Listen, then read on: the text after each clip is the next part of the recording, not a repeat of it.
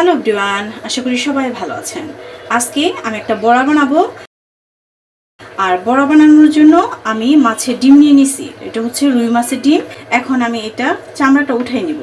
যে মাছের চামড়াটা উঠাই নিছি এভাবে। মাছের ডিমের সাথে এখানে আমি ডাল ব্লেন্ড করে নিছি, মসুর ডালটা দিয়ে দিব।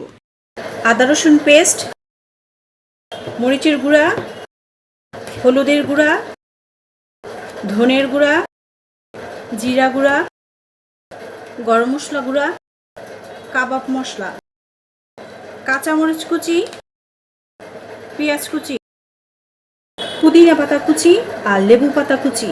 আর ওটা সুন্দরভাবে ম্যাশ করে নিয়েছি। এটা এখন আমি দিয়ে দিব। লাস্টে পরিমাণ মতন লবণ দিয়ে দিব। আর এখন এগুলো সব একসঙ্গে মেখে নিব। সুন্দরভাবে মেখে নিছি।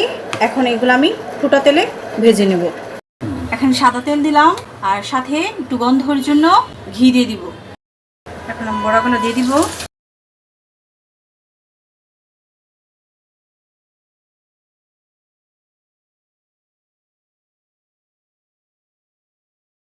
ভাজা খুব সুন্দর হয়েছে আর খেতেও খুব ভালো হয়েছে। অবশ্যই সবাই ট্রাই করবেন। ওকে, সবাই ভালো থাকেন। টাটা।